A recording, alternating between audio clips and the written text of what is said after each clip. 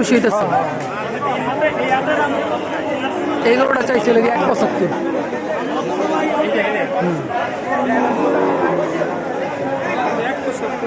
না না না, গরুর দাম এখন একটু বাড়তি, গরু নাই তো এই জন্য।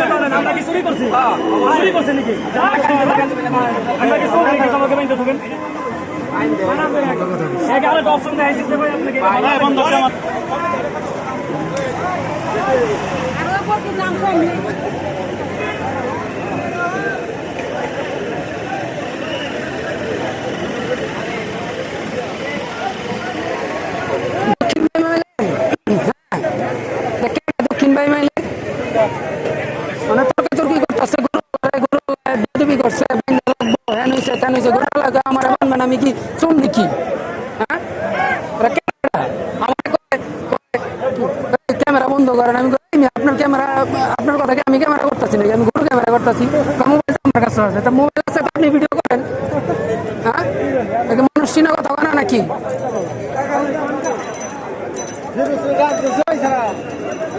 ছাগল মাগল যত সব।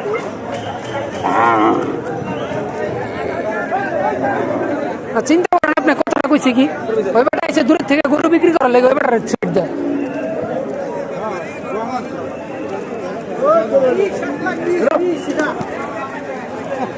1,20,000।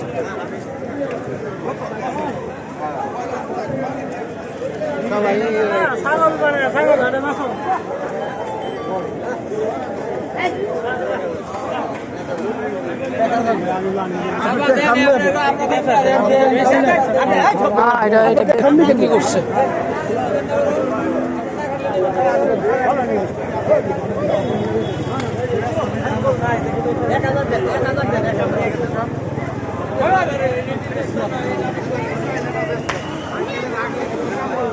বিক্রি হলো।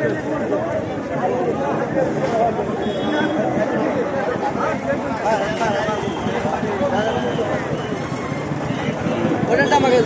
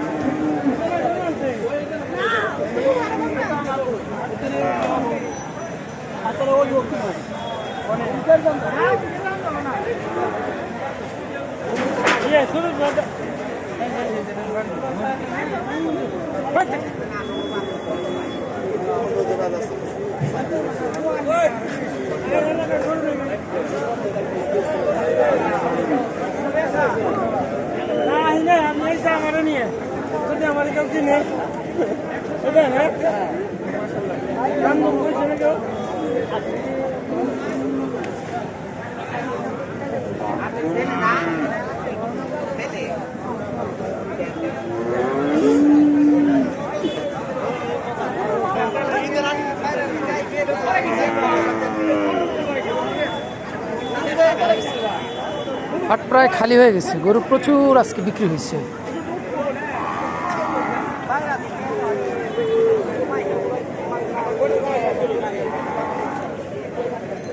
আর হাটে প্রচুর কাদা, বৃষ্টির কারণে প্রচুর কাদার সৃষ্টি হয়েছে, এজন্য মানে ক্রেতাদের ভালোই, গরু যারা নিয়ে আসছে ব্যাপারীদের ভালো একটা ভোগান্তি হয়েছে। যাক আলহামদুলিল্লাহ, তারপরও বেচে কিনা খুবই ভালো হয়েছে হাটে। সকালবেলা হাটে আরও গরুর চাপ ছিল, আরও ক্রেতার চাপ ছিল। তো এখন অনেকেই গরু বাড়ি নিয়ে ফিরে যেতেছে।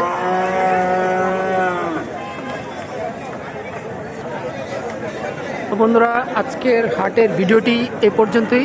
আপনারা হয়তো বা দেখতেই পারছেন যে লোকাল কিছু মানুষ আছে যারা দূর থেকে গরু আনছে, বিক্রেতা তাদেরকে থ্রেট দিতেছে। তো আপনারা ভিডিওটি বেশি বেশি শেয়ার করুন এবং কি মানুষকে সচেতন করুন। আসলে একটা জেলা থেকে অন্য জেলায় গরু কিনতে আসলে তখন মানুষের সাথে খারাপ ব্যবহার করা উচিত না, কারণ তারা অনেক কষ্ট করে গরুগুলো লালন পালন করে এবং ভালো মনে করে আসে। তো এগুলো থেকে আমাদের অবশ্যই বিরত থাকা উচিত, কারণ কারণ এরকম ব্যবহার করলে অবশ্যই আপনার হাটে আর আসবে না এবং কি আপনার যে এলাকা সেই এলাকা সম্পর্কেও মানুষ মানে একটা ভালো ধারণা নিয়ে আসছে, খারাপ ধারণা নিয়ে বাড়িতে ফিরে যাবে। সো এগুলো থেকে আমরা বিরত থাকি। তো নেক্সট ভিডিওতে ইনশাল্লাহ দেখা হবে। আসসালামু আলাইকুম সবাইকে।